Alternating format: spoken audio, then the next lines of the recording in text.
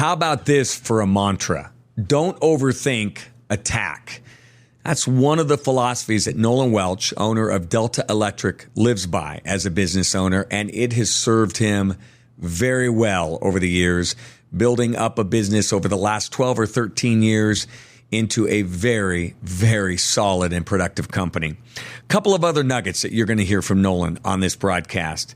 Letting go of control is hard, but it's essential, and he's learned that lesson. And boy, you talk about a leader that really trusts his gut, trusts his instincts. And that is, again, another mantra of Nolan Welch. Trust what you think and trust what your gut is telling you, because it has also served him very well. This is a poignant story. He overcame some tragedy and adversity early in his life, but Nolan said that has helped make him the person he is today. Much to take in on this episode of Leadership Lessons from Mayberry. You're going to enjoy it. Brought to you by our great producer as well, Grace Dunbar. Enjoy the show. Well, this is going to be so much fun because part of what we're going to talk about today is the fact that you used to be a feedlot cowboy, and I cannot wait to get to that. Nolan Welch joining me today to talk about Delta Electric and leadership and a variety of other things. But Nolan, you know how this thing gets started. We always start with your Mayberry. So tell us about your Mayberry. I know it's a little town called Ashland, Nebraska. I want to hear more. Been there before, I'm sure. Growing up in Ashland was great. I had my group of friends that lived within 2 blocks of me, and every day we'd ride our bikes up to the swimming pool, and it was the typical put the baseball card in the spokes of the wheels. See how fast you can go down the hill next to your house, and if it got too fast, instead of hitting the brakes, you just hit the grass and do a couple flips. And I mean, it was just, and then growing up like that was, I mean, it was back when you could just leave. Mom didn't know where you were. It was come home when the lights are on, you know. And I mean, we'd ride all the way to the hardware store, Mead Lumber, and I'd buy wood, and I built wagons that hooked to the back of my bike that I could haul sheets of plywood on. And then I'd go home and build tree houses in the backyard, you know? I mean, we just, The wheels were spinning. it was just, I don't know, couldn't sit still, I think, is the problem. But yeah, wheels were always turning. Yeah, where'd you get that? I mean, I think back to kids and going in first off, I can imagine what the guys at the lumber company were saying, Mead Lumber. Oh, it was hilarious. Yep. Like, what's this little whippersnapper coming in here buying wood? But Yep. where did you get this ability at a young age? Like, when did you start building things? How old were you? I was tinkering from really young age. I couldn't tell you exactly when it started, but it kind of runs in the family. I don't know. The Starn side of my family is just hands-on everything. So I actually started working with my Uncle Dave, and I don't know how old I probably truly was, but I was with him all the time. He'd take me fishing, he'd do all kinds of stuff with me and Evan. And then I'd go work with him. I was under 10, working on trucks and tractors with him. And then my stepdad, I actually started in the field, and I tell my girls this all the time, this is why I know this. At 7 years old, I was in a tractor by myself, chisel plowing in the field. And he said, when you're done with the field, drive it home. And it was dark when I'm driving home. In the tractor, on the road. Yeah, it was just like, figure it out. And I think he come check on me once or twice. You know, in a tractor, you got to use the brakes. There's a right brake and a left brake. If you can't turn sharp enough and it's pushing dirt, you got to use the brake because it'll, like a mower, like a 0-turn mower. And he'd come and he'd straighten me out, like, you got to use this. Then he'd leave. Figure it out. This is, so what I love about this too is growing up, I hear so many stories about the work ethic, how it's really, really formed, right? Because you can't sit around on a farm. No. And how much did that play a role in just giving you, first off, not only the ability of work ethic or that attribute, but that ability to tinker and to really figure things out on your own and build things. And as you mentioned, I'm going to quote you again, figure things out on your own. How much did that play a role? It's everything. If you can't, come to now, if I can't make a snap decision, my guys are looking at me like, what are we doing? So figure it out. Just get thrown into it, figure it out. I try and do that with the guys that work for me now. It's don't sit and overthink it. Just attack it. Me and my business partner, I'm only 50% owner at Delta. So my business partner, we're always saying it. We say we're going to put it on our t-shirts. Just effing attack it is what we would say. We're going to put it on the back of a t-shirt because they overthink. You overthink. And sometimes you just got to react and you'll get it right. But if you can't figure it out on your own, ask for help. But you'll be able to figure it out on your own. You know, a great entrepreneur that we both know, Keith Ziegenbein. Yeah. Who started KZ Co. That's kind of his mantra as well. His thought is, if I have an idea and I sit around and I spend too much time thinking about it, it might not get done. So his thought is just jump in. And entrepreneurs, they all share that trait, don't they? Yeah, you kind of have to, I think. Otherwise you're too scared to take the jump. And I mean, most entrepreneurs just jump, and you have to do that. And I stepped on you. My apologies. So here's my question. As a kid growing up, was it always the farm? I mean, as a 12-year-old, my fondest memories are a 12, 13-year-old, summertime, July. Those are the memories I have with my buddies growing up in a small town. What was that like? Was it work all the time? Did you get plenty of time to be a kid? I got a lot of time to be a kid. There was a lot of work, but it was work that I always kind of thought was fun. I liked the farm. If I wasn't with my Uncle John, moving, they used to have pivot or irrigation guns. They weren't pivots that just spin around. They were like giant sprinklers. And I don't know if you've ever seen these. Oh, yeah. But they'd mow a path through the field, and they'd put that giant sprinkler on one end, and they'd tie it to the tractor on the other, and it'd just pull itself through the field and shoot. And we'd have to go move those hoses. I remember that. And I remember standing on a hose thinking that the water pressure is going to shoot me up in the air. Never did. But it was just fun like that. And then I remember being in the combine with him, and he'd let me steer when I don't know how old I was. It's a very early memory. Chewing blackjack gum, because he loves black licorice, my Uncle John. So that memory, and then going and working on the farm with my stepdad and just jumping between the two. And when I wasn't there, like I said, I was at the swimming pool every day of the summer, or building forts, or playing war in the trees with my friends. It's just goofy stuff dumb boys do when they're little. It's just, I love it. But it sounds like the memories you hold on. Yeah. And but we were chatting before the show. Obviously, everyone faces adversity at some point. Mm-hmm. And there's not much more adversity you could ever face than obviously losing, a parent. You lost your dad when you were 10. And talk about how that also formed you and influenced you. I feel like you have to have the adversity to do anything, to have the drive. There's got to be something in your life that happens that throws you for a loop, because that's going to tell you how you can handle that situation. So he died a month before my 10th birthday. And I feel like I blocked some of that out. I remember when it happened. I remember the way I felt when I found out. I remember the funeral. I remember that kind of stuff. But then after that, I feel like I just kind of dove into just life.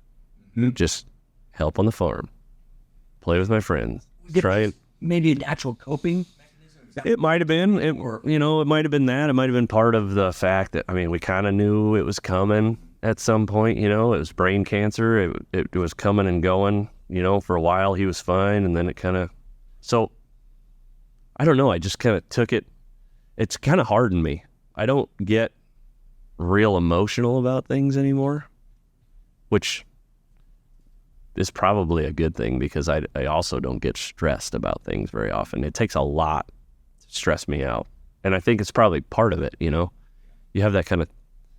something like that happen to you at a young age, and it just kind of... I guess this is how it goes. Bad stuff happens. Yeah. So... And that's as bad as it gets. He was a remarkable guy. But your mother, remarkable lady, and I bet she stepped in.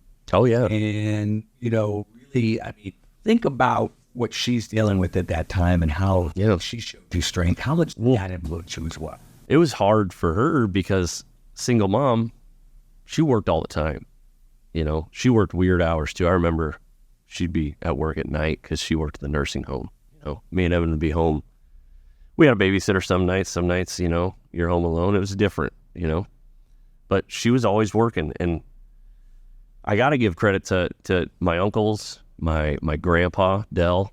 Like, they were there all the time. I remember having sleepovers at Grandma and Grandpa's house. I feel like we were there all the time. And maybe it's just a false memory, but again, that goes back to the farm. I was always there. There's 3 farms that I was at all times. It was either my stepdad's, the Starnes farm, or the Bundy farm, my father's side, So, I don't know. The whole situation was tough, but in the end, I think it was good, and my brother has said that too, you got to have that adversity. Otherwise, you just grow up soft. You what? That will chisel you. Yeah. Earlier, and you and your brother, amazingly successful. And here's another thing when I just listen to it, a processing, I start to think about it.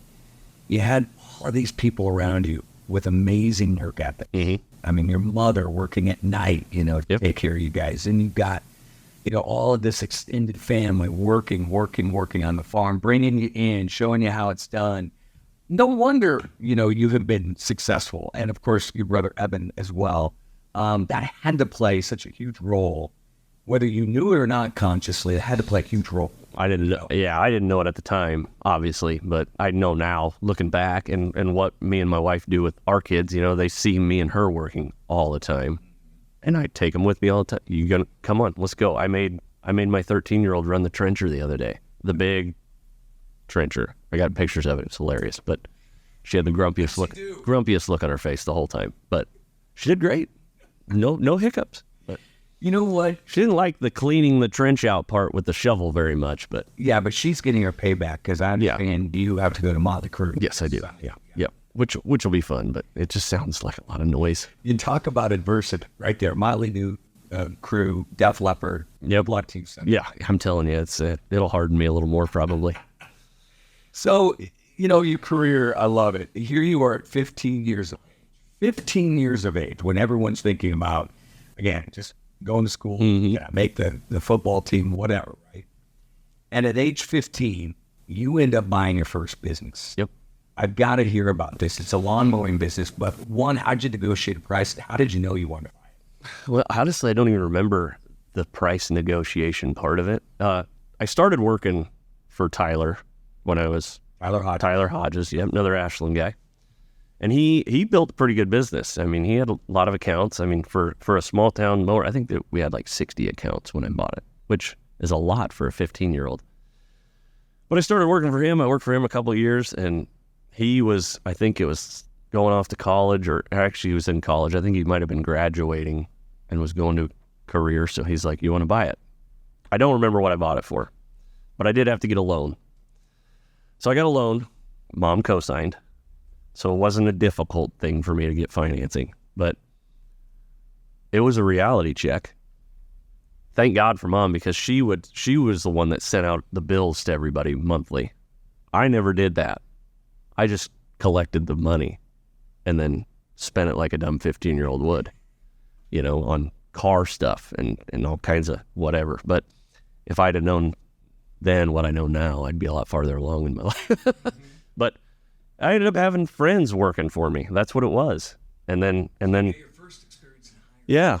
Yeah. I hired buddies, which is probably not the best hiring tactic you can do, but they all worked. I never had any trouble. We got done with what we needed to get done with, and senior year rolls around, and it was interesting because they have the work release program at school. Well, it just so happened my Aunt Diane was in charge of that, so I don't think I would have gotten that leeway to be able to go work for myself in that work release had she not been there, but I did, and some friends of mine got to go with me, and we'd go and we'd mow all these yards, and that was good. And then senior year hits, Tyler decides he wants it back. So he's like, I'll buy it back from you. And I'm like, well, that works out really great because, somewhere along the line in high school, I realized that I want to be an electrician.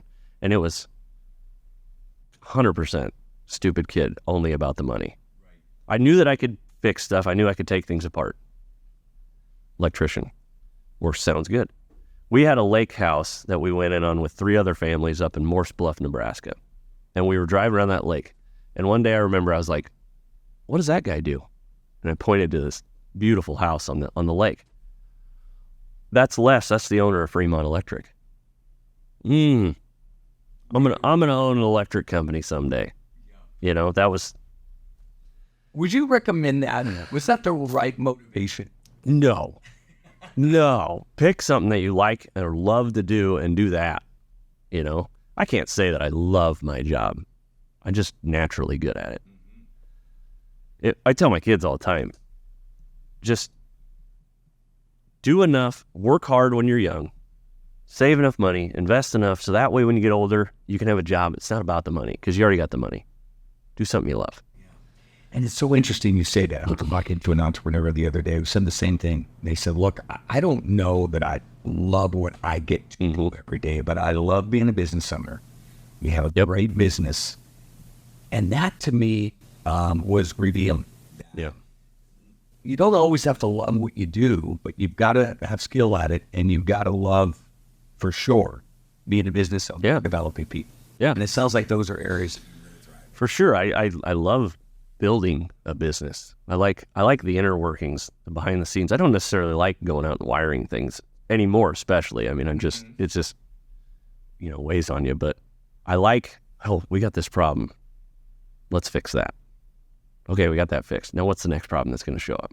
All right, let's fix that one. It's just a series of solving problems is all it is. And I really enjoy that. You're talking about fixing it from working on the business. Yes, working on the business, not in the business, is the saying. So, and I think what's so interesting about that is you and I are going to talk about specialization later in the broadcast, because you say it's really one of your secret sauces to to electric has been so good. Yeah. So I want you to hold that thought, because to me that sounds like right there, you specialized from an ownership standpoint, understanding your strengths. So we'll get to that in a minute. But now I've got to ask you this.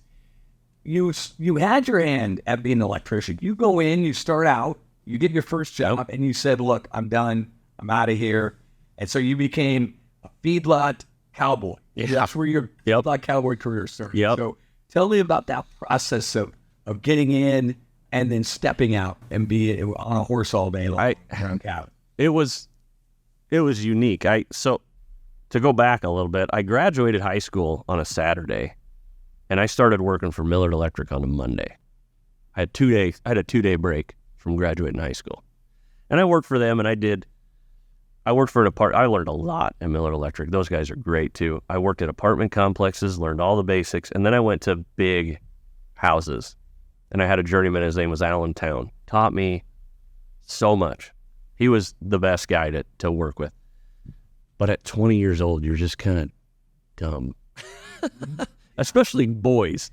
Girls tend to mature a little quicker, but it was just the same thing every day. And I was always like, I want to learn more. And I look back on this and it's like just shameful in my opinion now, because I would look at a guy that does this to me in my business and just roll my eyes at him. But it's just one day I woke up and I was like, I'm done.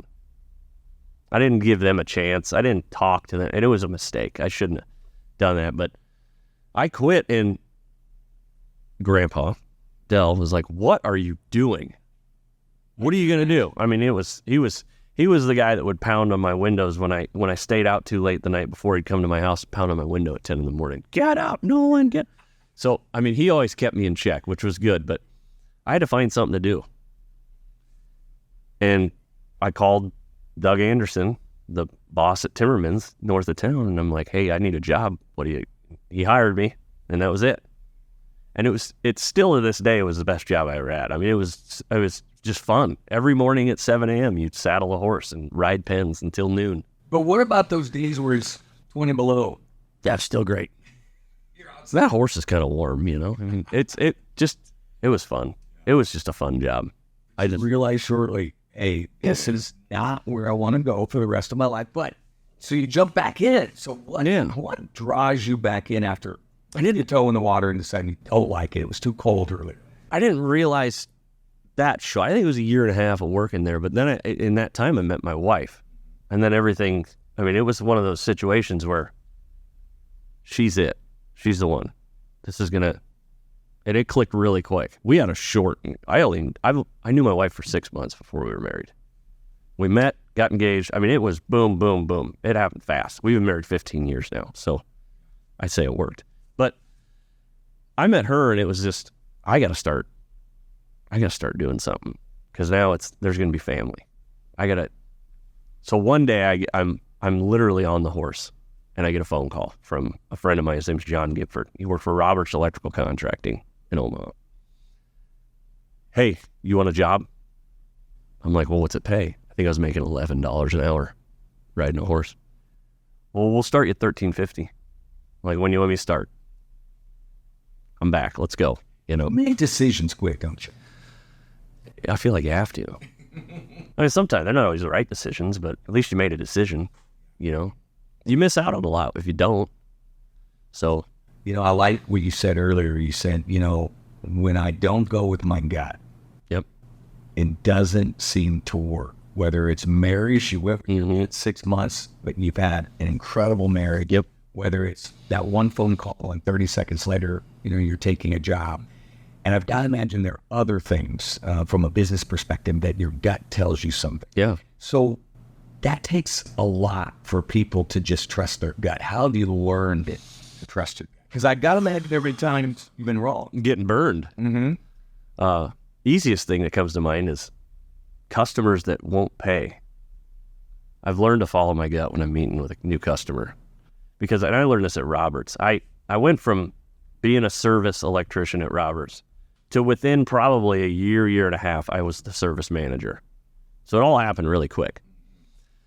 So I'd go meet people and give them estimates and just talk about their job and what they want to do. And I'll never forget, there's this one guy. I don't remember his name. It doesn't matter. But the whole time I'm talking to him, he's like, I'm from California. He goes, I got out of that. I got out of doing what I was doing because, he tried to screw me, and I sued him though. I sued him. And I should have just been like, everything, the way this guy's talking, everything about him is a red flag. And I should have listened to my gut. And that was the first time we got burned. Mm-hmm. There was problems from day one with him. It cost more than he thought it was going to cost, even though it was in writing. It was this, it was that, it was it. And I don't know if we ever got paid. So it's just customers like that. Or if you interview a new employee and you just feel like everything on paper looks great, but you feel like he's going to be a problem. He's going to be a problem. Yeah. And just follow your gut, because it hasn't lied to me yet. Such an important lesson, I think, for business owners, because so often, we're taught, hey, you got a business idea, do a 17-page business plan. Mm-hmm. Going through processes that can sometimes take a long period of time. Yeah. And it sounds like you pretty much know within 30 seconds most times what you want to do. Yep. And you say, ultimately, you're not great at processes, are you? Mm-mm. And does it have a lot to do with that? It might. I right now, it's just a kind of fly by the seat of my pants. My gut tells me to do this, do that. Just attack it, go do that. There's better ways, I think. Can it be taught? I mean, is this something that you would say to business owners? I think everybody has it. I just don't think they're all aware of it. I think I've got guys that work for me that, why'd you do that? Well, I didn't think I should, but I did it. It's like, but why? You didn't think you should. Why'd you do that? It's just, I think everybody has it. They just don't know what they're looking for. Right. We are at a point in hire. I've dealt with so many business owners that, obviously in this environment, finding the right people. Oh, it's tough. Is tough, right? But when you think about that, you talk about gut and you talk about making the right choice. Mm-hmm. It's all about people for you, and we're going to explore that a little bit. Would you say to a business owner, look, leave that position open no matter how painful it is until you have the right person? Or do you have a different strategy to get around that labor shortage that so many companies are facing right now? It depends on the business. It depends on how diversified the business is. Follow your gut when it comes to hiring. we have basically two parameters when we hire people now, because we don't tend to hire journeyman electrician, the guys that have the license. We tend to hire brand new, green apprentice electricians. And our two things are show up on time and do what you're told, and you'll learn the rest. If you can't show up on time, then we've got a problem. And we've had a few of those. You hire them and I'm sorry, I forgot what your original question was, but it's just, if you can't show up on time and just do what you're told, you're never going to learn anything, you know? You can't really teach that. No, I don't think you can. I mean, we had one apprentice that didn't last very long, but I had 4 conversations with him, 4 days in a row. You need to be here at 5 to 7. And every day it was 5 after 7, 10 after 7. It's like, I'm asking for one thing out of you right now. That's all I need you to do. And if you can't do that, maybe this isn't the job for you. There's somewhere for somebody. There's somewhere for everybody. And that's what I was going to get. That's where your question was originally. But if you have a diversified enough company and you can hire almost anybody as long as they're willing to work hard, you can find a place for them. There's certain things people are good at, and there's certain things they're just not. I've got 2 guys that we do a lot of hospital work. Those 2 guys do the hospital work. They're methodical. They get it done. It doesn't have to be the fastest. It just needs to be thorough. And that's what these guys are. They're thorough. And then I've got other guys that can just do the dirty grunt work better than anybody else. If you throw them in an attic or in a ditch to dig, they will get that done faster than anybody else. But those hospital guys won't do that. So you got to know where to put them. So I guess that, to answer your question, depends on the business. I can hire almost anybody as long as they show up on time and do what they're told, and I'll find a place for them. The mindset of hiring that person who is grid, describe them, versus that journeyman electrician. What's the mindset behind that? Why did you gravitate towards that hiring process? We've tried the hiring journeyman before, and people have their own way of doing things. When they've been trained by somebody else, they do it the way they've been trained. And I like to say anyway, we don't hire journeymen, we kind of grow our own. So right now, we have one guy that was a journeyman before he came to us. Just one. And he owned his own business and had a falling out with his partner. And he's like, I got enough money now. I don't need to work. I just want to work. So that's him. Everybody else that works for us either was with us from day one. We've got one guy that was with us from day one, or was an apprentice that we hired and grew into a journeyman, got them their license, helped them pass their test.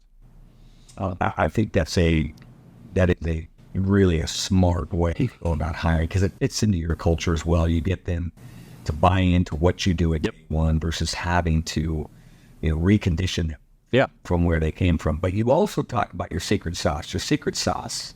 What I love about when I ask this question, what's the secret sauce to Delta Electric?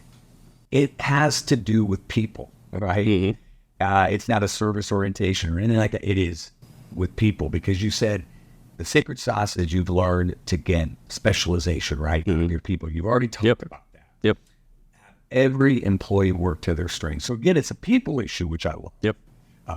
It's around people. So tell me a little bit, did that come naturally? Was this a predetermined plan where you said, we're going to do this, or did you just learn as an owner? We learned as an owner. It was a lot of, why did that get screwed up? Why did that get screwed up? And then, so I read a book, and this is what kind of started this mindset for me, and it was Jocko Willink, Extreme Ownership. Yes.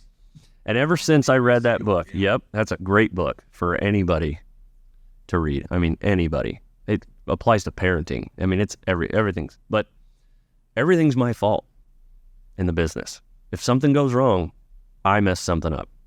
If he messed something up on a job, I messed up. I shouldn't have had him on that job.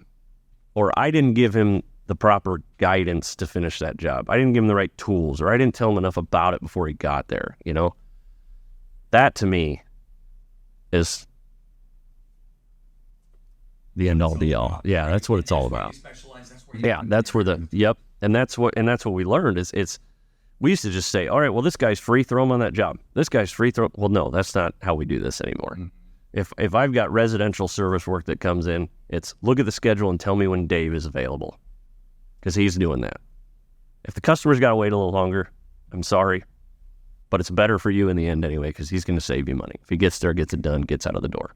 Hey, we're going to take a quick break in the show so that you know about Farmers and Merchants Bank of Ashland, the sponsor of Leadership Lessons from Mayberry. You know, few banks can say they've been around for 139 years, but Farmers and Merchants Bank of Ashland has. Why? Because they are locally owned, locally managed, and they are focused on you. They offer full service business banking, and you're always going to talk to a live person when you give them a call. They're commercial lenders. They are more than happy to share their expertise and to help you navigate any business financing that you may need, including SBA, TIF, or NEDCO financing. Check them out at fmnb.com or give them a call at 402-944-3316. Member FDIC, an equal housing lender. You know, another part that I think makes you so special as a business owner is that one of your quotes is, I remind myself that you work for your employees. They don't work for you. So where did that philosophy come from? That kind of stemmed from that extreme ownership too, you know? I mean, it's just, the more you realize that you're giving them a paycheck, and they're there for the paycheck. A lot of guys. But I have to keep them busy. For them, for their families, I got to keep everything moving. And if I can do that, if I can keep them moving and keep them busy and keep, like, giving them a paycheck, like, I got to, marketing, all of that is about keeping them busy. If I can do that, then Delta Electric succeeds. Then I can get my part. But I try and be there before everybody. That doesn't happen anymore. I got one guy that I swear to God, he gets there at 6:15 every morning. I don't know what he's doing, but he sits in the office and I don't know what he's doing. So I don't get there before everybody anymore, but I always try and be the first one there. Always. And I always try and, if we've got a dirty, just a digging job that's just going to be terrible, or a big wire pull, you know, that just takes sheer grunt work, me, my business partner, we try and be there every time, 100% of the time. Because I had a boss at Roberts Electrical Contracting. That was his thing. If you are there with your guys on the crappiest days there are, they'll respect you, they'll work hard for you, and they won't talk crap about you and you're not around. But, well, you even said you tried to outwork them. There's a little competition. Well, there's competition. I mean, you got a shop full of guys, and it just worked out that I'd hire a girl if she came across the door. But it's a shop full of guys. Right. There's a lot of testosterone. There's a lot of competition. There's a lot of shit talking. To say it. Sure. So it just makes it fun. That makes the environment fun too. So when you get on those big wire poles and you're yanking on a rope hanging out of the ceiling, and you're doing this, and you're just chattering at each other and giving each other a hard time, it just makes the day fly by. It makes the whole environment better, because those guys see you working that hard, and they want to work that hard. Mm-hmm. And they'll do that even when you're not there after that, And my business partner works just as harder than me. Like, he's that guy. If you tell him you can't do that, he's going to show you that he can, and it's hilarious. Yeah, that will, of course, as you said, it's that role modeling. Right? Yeah. It is that role modeling for employees. But the other thing that you're really describing, and it seems a constant theme from all of the business owners that I interview, is tremendous servant leadership. You are serving your employees. Nolan, why is leadership so hard? Why? I mean, we have all these resources. You just talked about a book. that you read that has really shaped in? And we've got books, we've got leadership podcasts. Why is leadership so hard for business owners? I think a lot of people just overthink it. I think there's a lot of information out there, and I think if you constantly worry about how you're leading, how you're doing this, our mindset is just work. Just show them. Mm-hmm. Don't be the business owner that sends your guys out to do all this stuff and then goes to Hawaii. I just got back from Hawaii, by the way. So thank you. A few things too. I'm not trying to. I do that too. And this year I've gone on more vacations than I should. But it's just when you're there, show them that you're not just telling them what to do and going and putting your feet up. Yeah. Like show them that you can do it too. You're not. I would never ask them to do anything I wouldn't do. I've done everything that they're doing, and that's. I just think people overthink it. Just keep it simple. Here's something else that is very constant with you, and that is presence. You are there. You've talked about it a lot. Mm-hmm. The role modeling that you do for your employees to say, I'm going to go in and get my hands dirty right alongside with you, but I'm also at work. Can a business owner be effective when they're absentee? I think it depends on the business again. There are business owners out there that have built a system in their business to the point where they don't need to be there. You got TJ and Tiff on. They're in a place right now where they're working. They had some employee changeovers. But they are people that had a system built to the point where they focused the majority of their time on working on the business and not in it, like they always say. So there are people that can accomplish that system. I would like to get to that point at some point, and that's one of my weaknesses, is trying to figure out a system that works like that. But I've got role models that have done it, like Fred Korth at Fred's Heating and Air has built an amazing system where he doesn't have to be there all the time. Mm-hmm. He's got great guys in place that. It's just figuring out how to do that. So I think you can. I think you can get to that point, and I think your business can run efficiently as long as you've put the building blocks in place. Yeah. But that takes time, and it takes you grunt laboring to get to that point. Well, and let me also clarify something, because I want to make sure people really understand. Yes, you will go in there and you'll work alongside your folks, but you also have mastered that point where you've hired great people who you trust to do the job. Yep. And you spend the vast majority of your time working on the business, which is what every business owner really needs to aspire to, don't they? Yeah. Yeah. Because, I mean, how long did it take you to get there? I'm just getting there, Tim. I mean, we started in 2011 and we grew slow. I mean, I'm just getting there. Well, I just hired a person to work in the office. And you've got 11 employees, right, at Delta Electric? Yep. Just hired that person to work in the office. Otherwise, I did all of that. I did all the billing, the payables, receivables, calling the customers, finding out where the money is, scheduling, answering the phone. My business partner's phone rings too. He does get some calls. My job was to keep everybody moving. His job, I like to tell him that he's a special projects guy. He does the big stuff. And he can run that stuff better than anybody I've ever met in my life.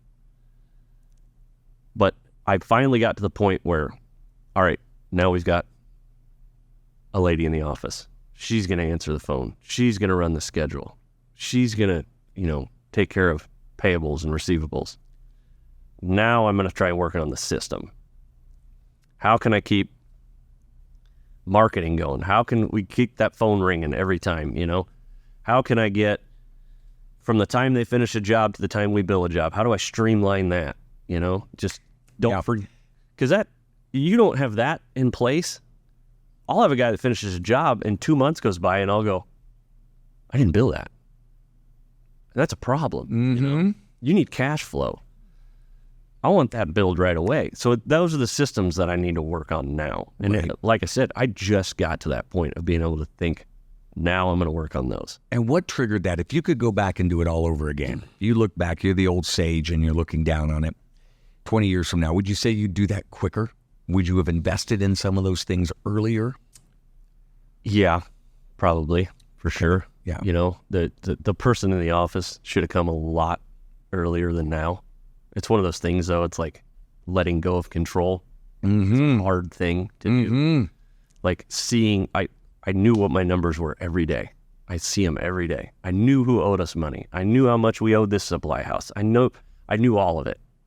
And letting go of that and being able to just walk in once a week and look at a report instead of seeing it every day, that was the hardest part for me. Yeah. The other misnomer, I think, for a lot of business owners is sometimes they look at that and they say it's an expense versus understanding how it could actually help them grow revenue, because then you can, right. Yeah. And I'm wondering, you know, again, you got a young business owner that's out there who's in your shoes, you know, where you were 5 years ago, 6 years ago. What would be your advice to them so that they can get beyond it's an expense to more of it being an investment that will return something? Know your weakness. Anywhere that you're weak is going to cost you money. So if you can hire somebody, even if it costs money to hire that person, in the end, your ROI is going to be way better. Just hire that person. Hire the expert. Hire people to help. You know, we hired Jacob Miloshik to do our payroll. His name comes up. I know it does. What's going on? I don't know. We need to edit him out of this. But it's just, you just get that person that keeps you in check. You have a meeting with him every 6 months or so. He runs the payroll. You have a meeting with him and he looks at the numbers and he goes, well, you're strong here, you're weak here. Oh, okay, I need to fix that. I would have never thought about that before. Because when you're just in the business and you're running it, it's like, I got this much money coming in and I got this much going out. What am I going to do tomorrow? That's what you're worried about. Yeah. So you don't, so a young, hire professionals. Hire people that can help. Even if you think it's too expensive, it will pay for itself in the end. When you look back on it, who was your greatest mentor from a business perspective? Whether you were 10 years old, whether it was last year. Business, I don't know if I can call him a mentor or more of a guide on how I'd want to do it, but Fred at Fred's Heating and Air, somebody that I always looked at with admiration. Always looked at him as that's what we need to build. That's how we need to build it, because it's a similar business, HVAC and electrical. That was a person that you look at the business, and that's what you want to mimic. But I can't really call him a mentor. I'd say more mentors were the people that taught me that hard work. Yeah. You know, my stepdad, my grandfather, my Uncle John, you know, and then now I even at this point in my life, I got to give credit to my brother, because now it's like he's succeeding, I'm succeeding. It's like, we're doing good. Let's just keep this going for the family, which is kind of silly. It's like, why are we, it's kind of a competitive thing, I think, probably, you know, and me and him still are competitive, you know? Sure. I would give credit to, you know, my uncle, my grandpa, my stepdad. It's that work ethic. My mom, just working, work, and just show that work ethic. Yeah. And that's the other thing I think so often people forget is you put the work in, even if things aren't oftentimes flawless, even if the systems, right, that you want to work on aren't exactly as tight as you want, but you put the work in, it's pretty hard to fail, isn't it? As long as it's the right work. And it's funny you say that, because I always talk about this with Justin, my business partner. It's like, you know, when times got tough, that's when we got stuff done. It got to the point, you get to a point where, oh man, we're going to be short on payroll. Well, what can we do? Well, there's 3 jobs. If we can finish them in the next 2 days, those people will pay us quick. Me and Justin are on that job. Hammer them. Just get it done. It all comes down to just work. Yeah. If you get in a hard spot, just put your head down and go. And that's great advice. Kind of how we've survived. I mean, we're diversified. We do everything in the electrical field. I mean, everything. So we haven't slowed down per se. because we are so diversified. We haven't slowed down in 10 years. We just it used to be Christmas time, you could take a week or two off because there just wasn't a lot going on. Not anymore. Yeah. I mean, there's always something to do. I want to wrap with this before we get to some fun questions here too, to kind of get to this personal side of you as well. But you've got a business partner, 50% owner in Delta Electric. Again, so many folks out there that are thinking about going into business, but they're going to have a partner. Sometimes it works beautifully. It has a Delta Electric. Sometimes it fails. What are some criteria that you would say to folks if you're going to go in with a partner? I pick your polar opposite. You need Interesting. Yeah. Pick your polar opposite. I mean, you want somebody that works as hard as you, but specializes in something other than you. It's kind of a funny story. Me and Justin, we worked for Roberts, and I was the service manager. He was the contractor, so he pulled all the permits. He had the license to pull all the permits for the company, and we were both high enough up that we could see the writing on the wall. Things weren't going that great. Come to find out, okay, going out of business. We knew before everybody else. That was a 50-man shop. They worked nationwide. We saw it coming. And we didn't really know each other. I worked with him once or twice on a job. So there was an estimator that worked for Roberts. His name was Kent Clabundi. And he comes to me, and I'm like, I'm just going to start my own thing. He goes, I think there's somebody you should talk to before you do that. So we went to Brewski's one day, had a lunch meeting, and it was me and Kent and Justin. And Kent basically said, because he had owned businesses before, and he's done this. He's like, here's what you need to do. I think you two would be great together. You're this, you're that. I think you should do this, There was a lot more to the conversation. Shorten it up. Basically, it was me looking at Justin and Justin looking at me going, what do you think? You want to do this? Sure, why not? Let's try it. There's that gun again. Just didn't know, didn't know him at all. So we started doing little jobs here and there. We had relationships with contractors being in the business. We were in Sioux Falls, South Dakota, working on a Qdoba in my personal truck with a bunch of cheap plastic toolboxes thrown in the back, and we're in a Red Roof Inn hotel room because we're doing a job overnight. And here we are, we're setting up Delta Electric at gmail.com. That's the name. We're setting up all this stuff, We're doing this in a hotel room, a Red Roof Inn. Long story short, we start this business. That business goes under. We get to pick from 50 guys. Basically, we get to go to them and say, hey, we're going to take these 10 guys that we picked out. We're like, hey, guys, here's the deal. They didn't know any of this was coming. Friday, they're closing the doors, and that's it. So you can end your career with Roberts on Friday, and you can start with Delta on Monday. It's your choice. Or you can do what you want to do. They all took it. We ended up taking over 2 contracts that Roberts had going. The owner of Roberts is like, here, take them, because they expect him to finish them. He's under contract. If you take him over, sign the contract over to you, you get the rest of whatever's left in the contract. So that's how we started. And long story short, there's only one of those guys with us. He's the one guy that we still have to this day. But it's been, from 2011 to now, I've never had one fight with Justin. Not one. Why is that? We know our lane. He does his thing. I do my thing. We both work hard. There's no slacking. There's no lack of effort from either one of us. If there's a disagreement, it is what it is. We may disagree on it, but if it's in my lane, I'm going to deal with it. If it's in his lane, he's going to deal with it. We've never had a fight. Not once. Which, to me, sounds unheard of in a business relationship. I think it's incredibly special. Yeah. It's amazing. We've just clicked.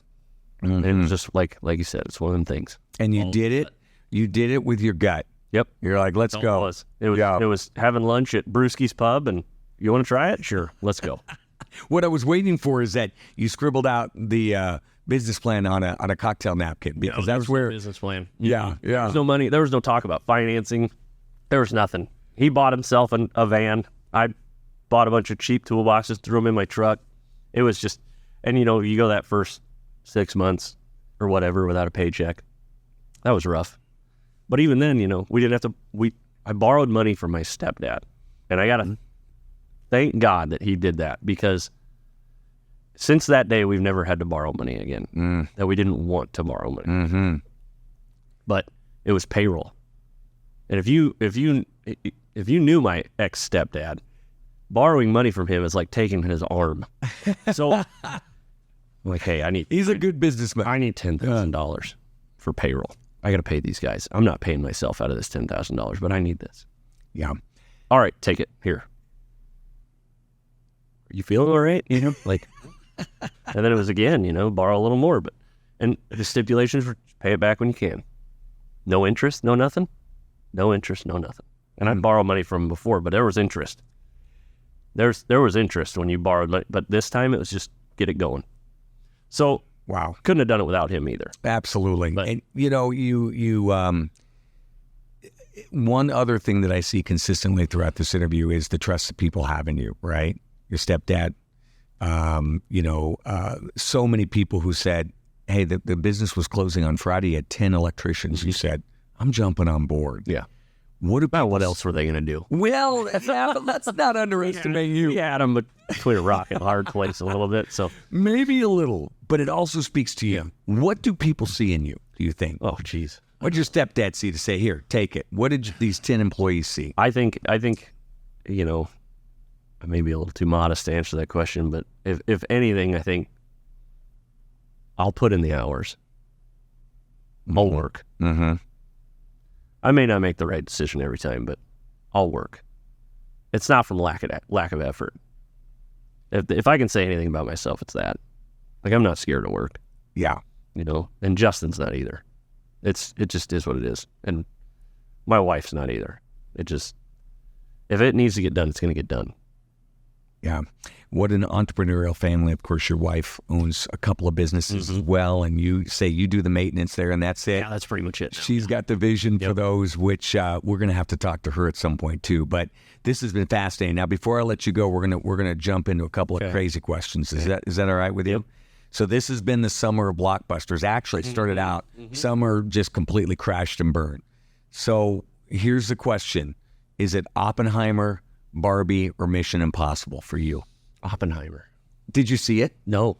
Okay. Why Oppenheimer then? I'm a history nut. Oh, I'm a firm believer that you know where everything's going as long as you kind of know where we've been. Mm-hmm. And I'm a history nut. Yeah. That's I love it. Well, once you see that movie, you'll see. I think your minds work a little bit similar.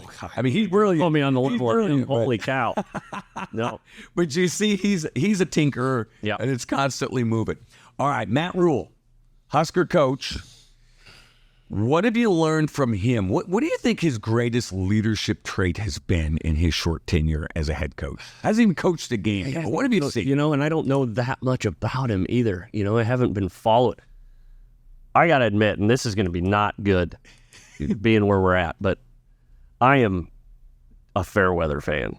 So the bandwagon when things are good. Since the 90s, I've been lacking in Husker football a little bit, but I think it's good. I think everything that I've read anyway, I think that he knows how to build a culture, Yeah. I think he'll be good. I think an outsider's good too. Yeah. The Scott Frost thing was, everybody had high hopes, but I wondered about that from day one. Mm-hmm. It's like you can't hire Tom Osborne. You're just not going to do it. And I feel like that's what they were trying to do. Mm-hmm. Good leadership lesson for businesses right there. Yeah. Yeah, there you go. We're going to find out. Yeah. So I'm excited to find out. I hope I'm on board. I do too. So I do too. I tell you what, it has been a long run to your point. I still drink the Kool-Aid though. So I'm ready. Let's go. I get it. My dad was obsessed. He went to the Orange Bowl in, the 90s. And I mean, he loved it. Yeah. Last one. If you weren't doing what you're doing today, what would you be doing? Real estate. Interesting. Yeah. What intrigues you about that?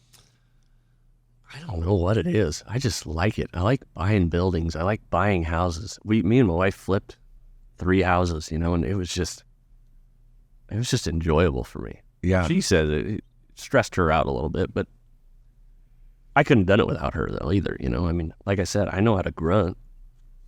Yeah. She's better at the pretty things. Yeah. She's better at knowing what people want.